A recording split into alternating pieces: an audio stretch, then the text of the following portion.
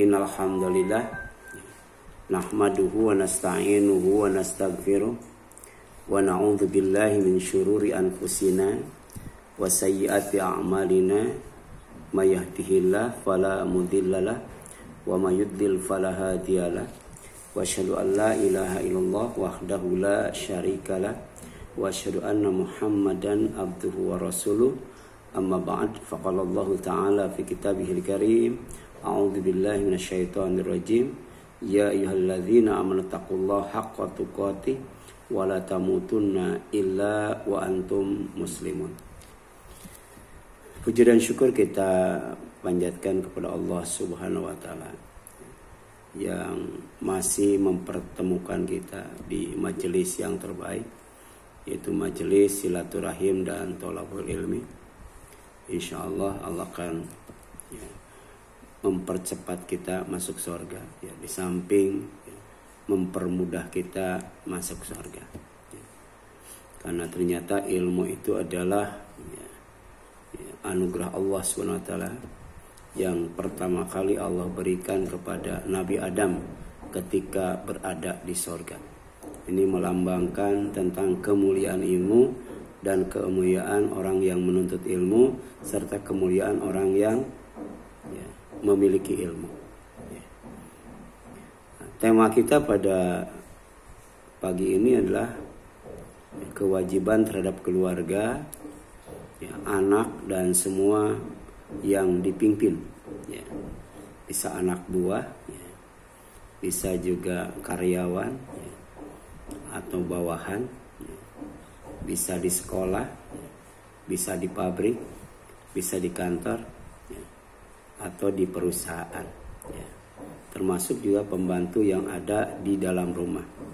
Itu termasuk semua yang dipimpin.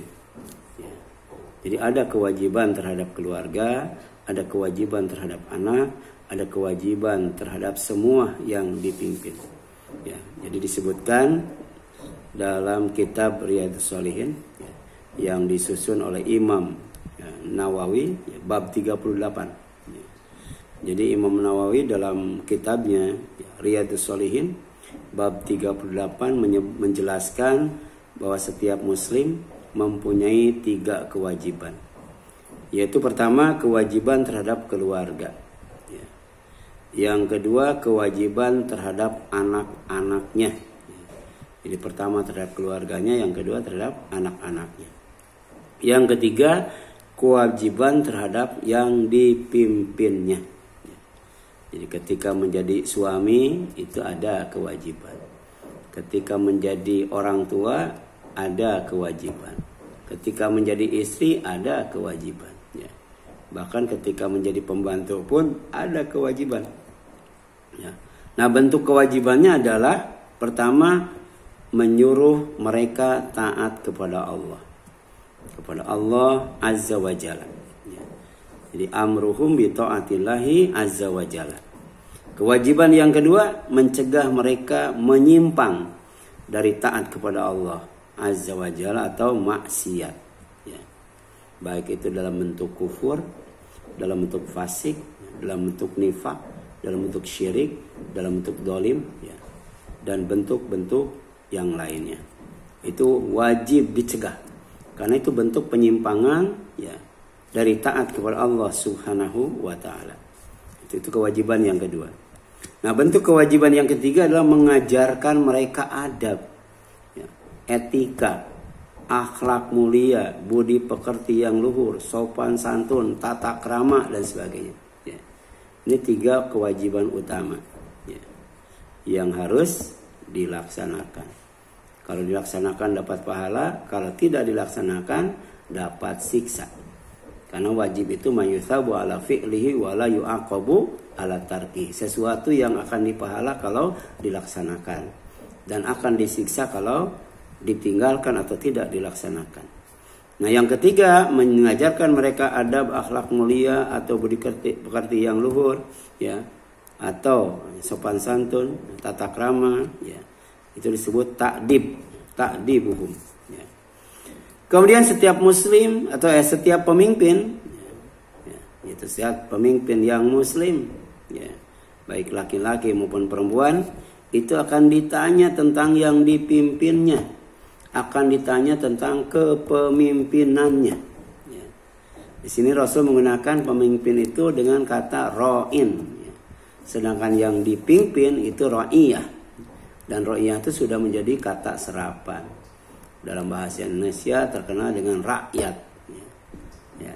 Jadi kalau yang dipimpin namanya rakyat, kalau yang memimpin namanya ra'in, kalau perempuan namanya ra'iyah. Ya. Nah, sabda Rasulullah SAW, kullukum ra'in. Jadi setiap kalian itu adalah pemimpin. Wa kullukum, dan setiap kalian itu mas'ulun, akan diminta, akan ditanya. Ya. Ditanya dan diminta pertanggungjawabannya di hadapan Allah, ya, an ra'iyatihi, yaitu tentang yang dipimpinnya. Ya. Nah, yang pertama, ya, imam akan ditanya tentang yang diimaminya atau makmum. Ya. Jadi kalau makmum tidak akan ditanya tentang imamnya. Yang akan ditanya itu, yang akan diminta pertanggungjawaban itu adalah imamnya. Bagaimana dia mengimami makmumnya. Ya. Ya, tentang makmumnya itu kan ditanya itu. Ya. Jadi jadi imam itu berat. Ya. Ya. Jadi imam itu berat. Ya. Kalau imam salah memimpin, nah, sholat jamaahnya, ya, itu makmumnya dapat pahala, tapi imamnya dapat siksa, dapat dosa. Tapi kalau imamnya benar memimpin, maka bukan hanya imam saja, makmum pun dapat pahala. Jadi al-imamu ra'in wa mas'ulun an ra'iyatihi. Ya, dan imam itu adalah pemimpin dan akan ditanya tentang yang dipimpinnya atau kepemimpinannya. Kemudian yang kedua, ya, suami itu akan ditanya tentang istrinya. Ya. Ya, suami akan ditanya tentang istrinya. Ya. Bagaimana sikap dia terhadap istrinya, perilaku dia terhadap istrinya. Ya. Nah, ini kata Rasul, warajul ra'in fi ahlihi wa mas'ulun an ra'iyatihi. Dan laki-laki itu, maksudnya suami, adalah pemimpin. Pemimpin dalam keluarganya. Wa mas'ulun, dan akan ditanya, diminta pertanggungjawaban an ra'iyatihi, ya, dari kepemimpinannya itu atau dari yang dipimpinnya itu, dari rakyatnya, dari istrinya di sini. Yang ketiga, istri akan ditanya tentang penghuni rumah suaminya. Ya. Jadi di rumahnya itu ada siapa saja. Jadi suami tidak akan ditanya itu, yang akan ditanya istrinya. Karena suami itu lebih banyak keluar rumah, lebih banyak di luar rumah, ya. Jadi jarang di rumah, ya. Sementara istri banyak tinggal di rumah, ya. Makanya kalau istri kemudian kerja, ya, istri keluar rumah, itu kewajibannya tambah banyak, ya. Padahal sebenarnya keluar rumah itu nggak wajib. Istri yang soleh itu lebih baik banyak di rumah daripada di luar rumah. Kenapa harus banyak di rumah? Karena punya tanggung jawab. Akan ditanya tentang siapa saja yang tinggal di rumahnya. Di rumah siapa? Di rumah suaminya. Bukan di rumah orang tuanya. Bukan. Bukan di rumah mertuanya. Bukan. Ya, bukan di rumah anaknya. Di rumah suaminya. Siapa yang ada di rumah suaminya, itulah yang merupakan tanggung jawab yang nanti akan ditanya oleh Allah Subhanahu wa ta'ala. Jadi wal mar'atu, istri itu ra'iyah, dia juga pemimpin kata Rasul. Di mana? Fi baiti, di rumah, zaujiha, suaminya, wa mas'ulah, dan akan ditanya, diminta pertanggungjawaban an ra'iyatiha, dari yang dipimpinnya itu. Ya, dari semua orang yang ada di rumah itu. Misalnya ada anak yatim, ada anak saudara, ya, gitu, dan lain sebagainya. Kemudian yang keempat, pembantu akan ditanya tentang harta majikannya. Ya, gitu. Jadi wal khadim, nah khadim itu pembantu. Ternyata dalam kacamata Islam, Khadim pembantu itu ra'in, termasuk pemimpin. Fi mali sayyidihi, ya, dalam harta tuannya, harta majikannya. Wa mas'ulun, dan akan ditanya, akan diminta pertanggungjawaban an ra'iyatihi, dari yang dipimpinnya itu, ya. Jadi harta majikan nanti akan ditanya kepada pembantunya itu, ya. Aman enggak, gitu kan? Gitu. Kemudian wajib menyuruh keluarganya sholat, ya. Ya. Jadi wajib menyuruh keluarga, wajib menyuruh anak, wajib menyuruh yang dipimpinnya untuk sholat, itu secara umum, ya. Tapi sebagai kepala keluarga, sebagai orang tua, ya, wajib menyuruh anaknya sholat. Ya, kalau anak tidak sholat karena tidak disuruh, dosa itu. Tapi kalau anak disuruh tapi tetap nggak sholat, nggak dosa, tetap dapat pahala. Ya. Jadi jangan sampai putus asa. Ya, terus, ya, sebagai orang tua wajib menyuruh anaknya sholat. Ya. Adapun dia mau sholat atau tidak, itu hidayah Allah. Ya. Kita berdoa supaya anak kita dapat hidayah. Tapi hidayah itu tidak datang sendiri, harus kita jemput. Dengan apa?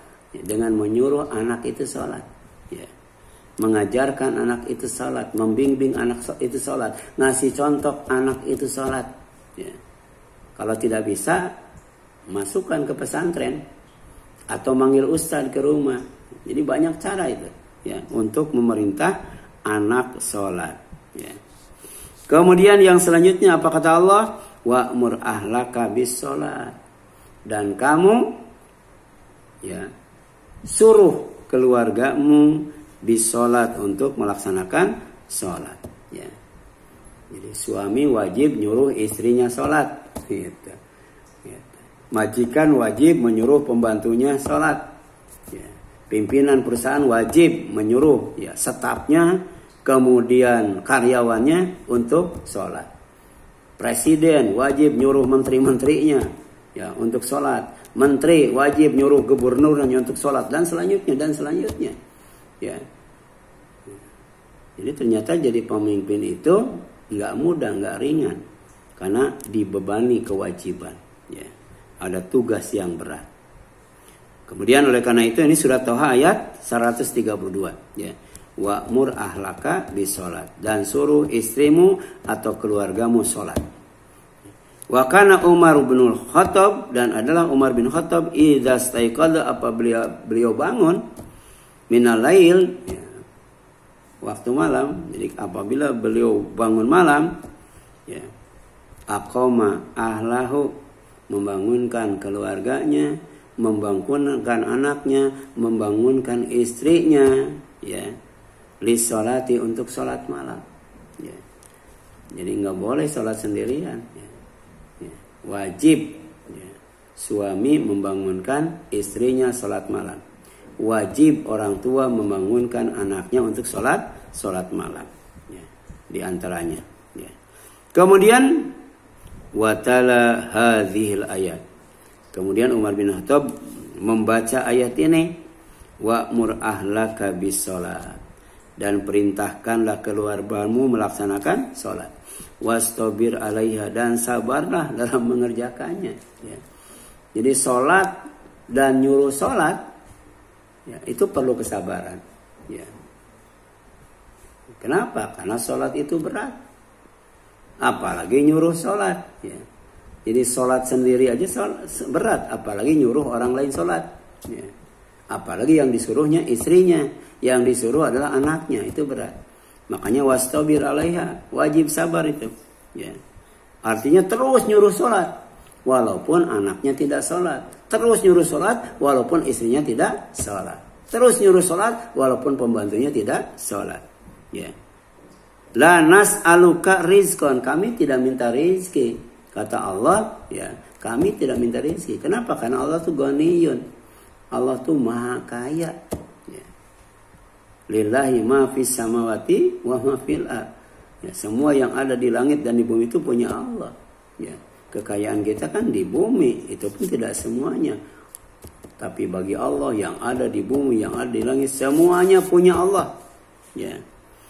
Kemudian ya, yang selanjutnya nahnu narzukuka, yang benar kami yang senantiasa memberi rezeki kepadamu. Ya. Ya. Jadi baik suami, baik istri, baik orang tua, baik anak, semuanya masing-masing diberi rezeki oleh Allah SWT. Ya. Dan karena sholat itu termasuk salah satu bentuk rezeki, maka Allah tambah rezekinya itu ketika orang itu sholat dan nyuruh sholat. Ya. Kemudian wal akibatu littaqwa, dan akibat ya, yang baik itu bagi orang yang bertakwa. Ya. Artinya apa? Kalau mau mati husnul khotimah, jaga ketakwaan. Ya. Di samping jaga keimanan dan keislaman, di antaranya terus sholat dan terus nyuruh ya keluarga untuk sholat. Ini surat Toha 132. Kemudian wajib menjaga dirinya dan keluarganya dari neraka. Ya. Ya. Jadi jangan main-main dengan yang namanya neraka. Ya. Dan kita wajib takut kepada neraka. Jadi orang yang berakal sehat itu, dia selalu berzikir kepada Allah, selalu memikirkan ciptaannya Allah, sampai dia yakin semua ciptaan Allah itu tidak ada yang sia-sia, bermanfaat, membuahkan rasa syukur. Mengucapkan subhanaka, maha suci, kagum dengan karya ciptanya. Kemudian fakina azabannar, ya, jaga kami dari azab neraka. Jadi takut ya dimasukkan ke dalam neraka. Caranya apa? Jaga diri, jaga keluarga, jangan sampai masuk surga berjamaah. Ya. Kalau masuk neraka berjamaah, kalau masuk surga berjamaah itu luar biasa nikmatnya. Ini ada orang yang masuk nerakanya berjamaah. Ya. Jadi yang satu tidak sholat, yang satu tidak nyuruh sholat. Sholat tapi tidak nyuruh sholat. Yang satu disuruh sholat, nggak sholat. Ya. Itu dua-duanya masuk neraka. Ya. Jadi ya ayyuhallazina amanu, wahai orang-orang yang beriman. Ini panggilan iman. Dalam Al-Quran itu 78 kali Allah memanggil orang beriman untuk memenuhi panggilannya. Di antaranya ku anfusakum, jaga diri kalian, wa ahlikum, dan keluarga kalian, naron, dari yang namanya api neraka. Ya. Kenapa waquduhan nas? Api neraka itu bisa nyala karena dinyalakan dengan bahan bakar yang bernama an-nasu wal hijarah, manusia dan batu-batu. Ya.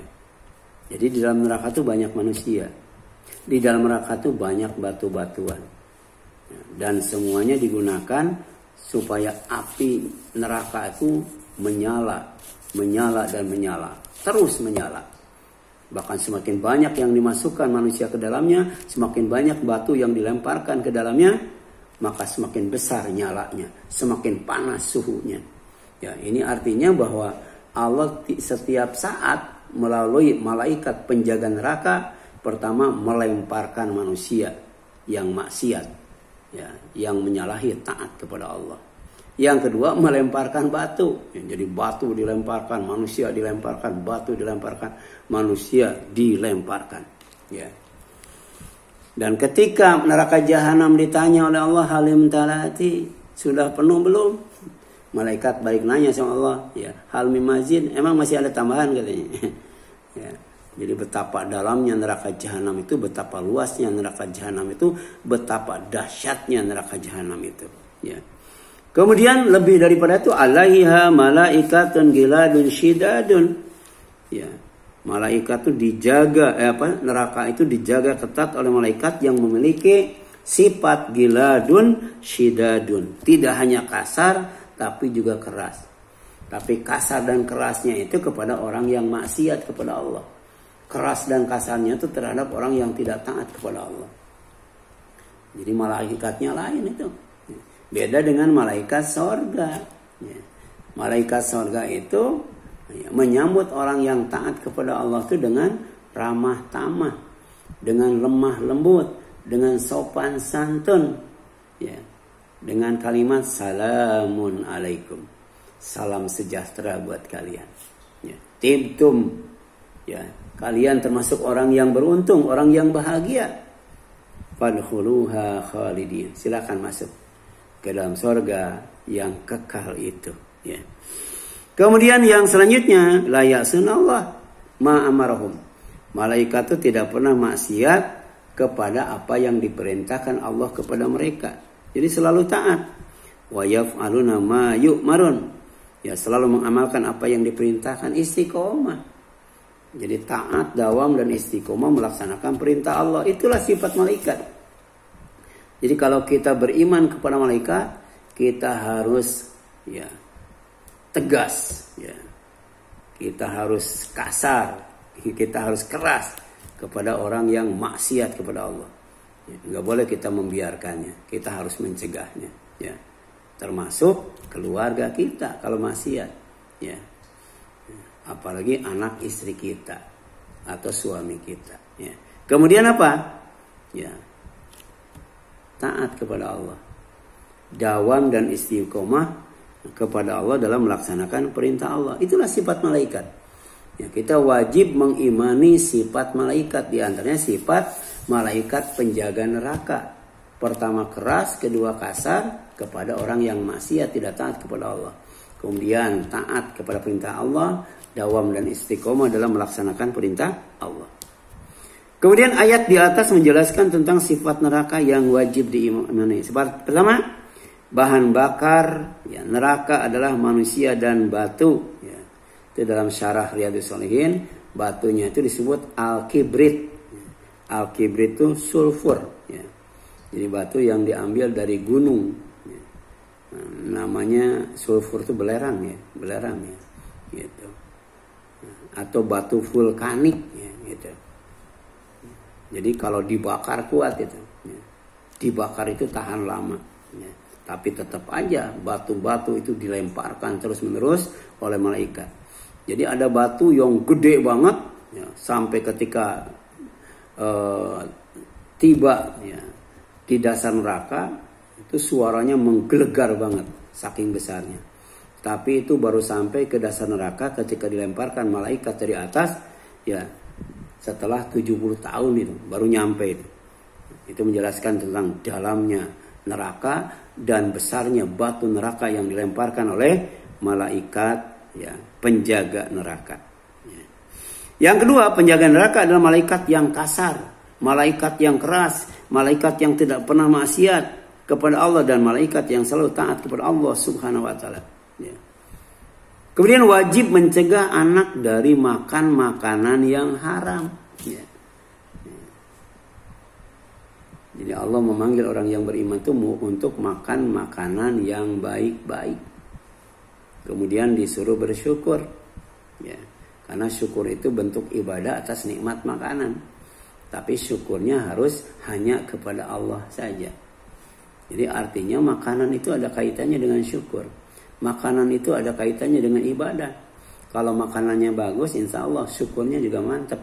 Ya. Kalau makanannya juga bagus, insya Allah ibadahnya juga bagus. Tapi kalau makanannya tidak thayyib, makanannya tidak halal, maka susah untuk bersyukur kepada Allah. Dan kemudian susah untuk beribadah kepada Allah dengan baik. Ya, jadi man usabi amma yahrumu alal mukallaf. Jadi kata siapa? Penulis ya Riyadhus Shalihin, jadi mencegah anak dari yang diharamkan kepada mukallaf ya. Jadi walaupun diharamkan kepada mukallaf saja, orang yang baligh saja, bukan berarti anak boleh makan ya. Jadi bagi anak itu tidak haram makan makanan yang haram, tapi wajib bagi orang tua untuk mencegahnya ya. Walaupun itu haramnya untuk mukallaf saja.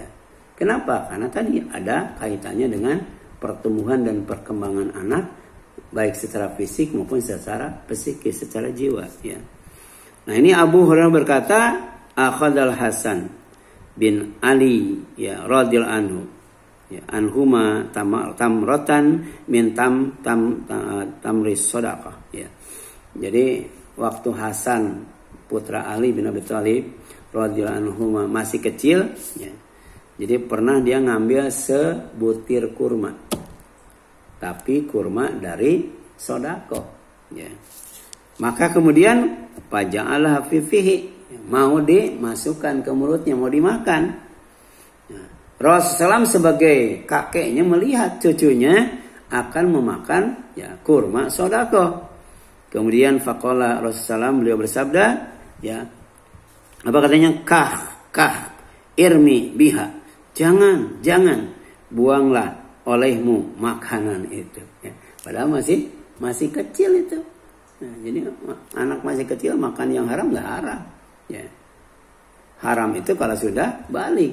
Tapi tetap Rasul mencegahnya jangan sampai anak kecil itu walaupun belum mukallaf untuk makan makanan yang haram. Ya. Karena dampaknya luar biasa. Pertama, makanan yang haram itu menyebabkan doa tidak dikabul. Makanan yang haram itu mencegah orang untuk beramal soleh. Dan makanan yang haram itu kalau jadi daging, nanti dagingnya akan dibakar habis di dalam neraka. Kemudian apa kata Rasul? Ama alim ta'ana, ya. Ama alim ta'anna lanakulu sodaqah. Jadi tahukah kamu? Ini kepada Hasan ya, masih kecil itu. Ya, kamu tahu nggak bahwa kami tidak memakan sodaqah? Ya. Jadi Rasul, istri Rasul, anak Rasul, cucu Rasul, ya, itu tidak boleh atau haram makan sodaqah. Ya. Jadi makanya waktu dia ngambil kurma itu halal. Tapi ini kurma sodako, ya, bukan untuk Rasul, bukan untuk cucunya dan anaknya, untuk yang lainnya. Karena tidak boleh Rasul ya, dan keluarganya itu makan makanan sodako. Ya. Kemudian dalam riwayat lain disebutkan ya, bahwa Rasulullah SAW pernah bersabda, Anna la tahilu lana sodako. Sesungguhnya ya, kami ya, tidak halal bagi kami yang namanya sodako. Ya. Kami itu adalah Rasul dan keluarganya. Ya. Rasul itu tidak menerima sodako. Ya. Kemudian sabda Rasulullah, Kulu lahmin nabata min suhtin fannaru aulabih. Setiap daging yang tumbuh dari yang tidak halal, maka neraka yang lebih utama baginya. Jadi makanan itu bukan hanya erat kaitannya dengan sekarang, tapi erat kaitannya dengan masa depan, bahkan sampai di akhirat itu, ya, makanan itu. Jadi kalau daging ya tumbuh dari yang haram, atau anak kita ya dikasih makanan yang haram, cucu kita dikasih makanan yang haram, kemudian tumbuh besar dari yang haram, itu calon neraka, ya, calon ahli neraka. Susah untuk menjadi calon ahli surga. Na'udzubillahi min dzalik, ya. Ini hadisnya riwayat Ahmad dari Jabir bin Abdullah radhiyallahu anhuma. Kemudian wajib mengajar anak adab makan. Jadi tata cara makan, akhlak makan, ya, gitu. Jadi makanan yang halal didapat dari ya, cara yang benar, kemudian memakannya juga memakan yang ya, beradab, ya, sesuai dengan adab Islam, adab makan. Sebagaimana nasihat Rasulullah SAW kepada Umar bin Abi Salamah sebagai anak sambung Rasulullah SAW. Jadi Ummu Salamah itu punya anak dari Abu Salamah, kemudian Abu Salamahnya dinikah oleh Rasulullah. Nah, anaknya itu namanya siapa? Umar bin Abi Salamah. Nah, ya gulam, wahai anakku, samillahi ta'ala. Ya, sebut nama Allah, ucapkan bismillah. Wa kul biyaminika, makan dengan tangan kananmu. Wakul mimma yalik, dan makan yang dekat denganmu. Ini adab ya. Jadi ketika makan itu ada adabnya, ada etikanya, ada akhlaknya. Pertama baca bismillah, bismillahirrahmanirrahim atau bismillah saja. Kemudian yang kedua apa? Ya, ambil makan dengan tangan kanan. Baru yang ketiga ya ngambil yang dekat, nggak boleh ngambil yang jauh. Ya, gitu. Itu tidak sopan, tidak beradab. Hadis riwayat muttafaq. Dan ini harus diajarkan kepada anak kita tentang adab ya, Islami atau akhlak terpuji, akhlak mulia. Kemudian wajib menyuruh anak sesuai umurnya, ya, itu. Jadi tidak disamaratakan itu. menyuruh sholat ketika berumur 7 tahun. Nah, kalau sudah 7 tahun umur perintah sholat. Karena sudah memasuki usia tamyiz. Ya, sinu tamyiz. Jadi sudah dapat membedakan yang baik dan yang buruk. Ya. Sebagaimana sabda Nabi sallallahu alaihi wasallam, "Muru auladakum bis-shalah wa hum abna'u sab'i sinin." Perintah oleh kalian, anak-anak kalian untuk sholat ketika mereka berusia 7 tahun. Ya. Kemudian, ya, yang selanjutnya, ya, memukul anak. Ya, jadi boleh, ya, orang tua memukul anaknya ketika anaknya meninggalkan sholat, tidak mau sholat ketika umur 10 tahun. Ya. Ya. Ketika umur 10 tahun. Ya. Tapi kalau belum 10 tahun nggak boleh dipukul. Ya. Ya. Jadi diajarkan didikan adab Islam atau akhlak mulia. Wadribu alaiha wahum abna'u asyar. Ya. Wajib kalian pukul mereka. Ya. Ketika mereka berumur 10 tahun. Ya, karena meninggalkan sholat. Kenapa? Karena usia 10 tahun itu sudah tumbuh dan berkembang yang namanya syahwat. Maka kemudian wajib dipisahkan tempat tidurnya. Ya. Jadi idealnya, afdolnya, nyunahnya kalau punya anak 3, ya maka suami beserta istrinya, bapak beserta ibunya satu kamar, nah masing-masing anak satu kamar. Jadi rumah itu harus ada 4 kamar itu. Jadi anak itu kalau sudah berumur 10 tahun itu tidak boleh disatukan tempat tidurnya. Bahkan kalau kita nonton film barat, ya, yang namanya anak itu masih bayi sudah dipisahkan tempat tidurnya. Balita sudah ditempatkan tidurnya tidak ikut sama bapak dan ibunya. Ya. Jadi suami istri udah satu kamar, tidak ada anak di dalamnya. Sementara anak-anaknya misah, ya, kamarnya sebanyak anak yang ada di rumah itu. Ya. Jadi di sini jelaskan wa farriqu bainahum fil madhaji, dan pisahkan tempat tidur mereka. Ya. Kenapa? Karena mereka sudah tumbuh dan berkembang syahwat. Jadi syahwatnya sudah mulai tumbuh dan berkembang. Ya. Kemudian ini hadis riwayat Abu Daud. Hadisnya hasan. Ya. Wajib mengajarkan dan membiasakan anak mengerjakan sholat dan beradab islami. Tidak hanya mengerjakan sholat, tapi sudah jadi kebiasaan. Demikian pula akhlak mulia, makannya yang nyunah itu sudah biasa, ya, sudah jadi tabiat, sudah jadi kebiasaan, ya. Jadi alimus sabi as-salata lisab'i sinin, ya, ajarkan kepada anak-anakmu sholat, diajarkan sholat, fikih sholat, ya, ketika berumur 7 tahun. Wadribuhu 'alaiha ibnu asyar sinin, kemudian pukul mereka, ya, karena meninggalkan sholat atau melalaikan sholat ketika berumur 10 tahun. Wallahu a'lam. Ya. Silakan, ada yang tanyakan?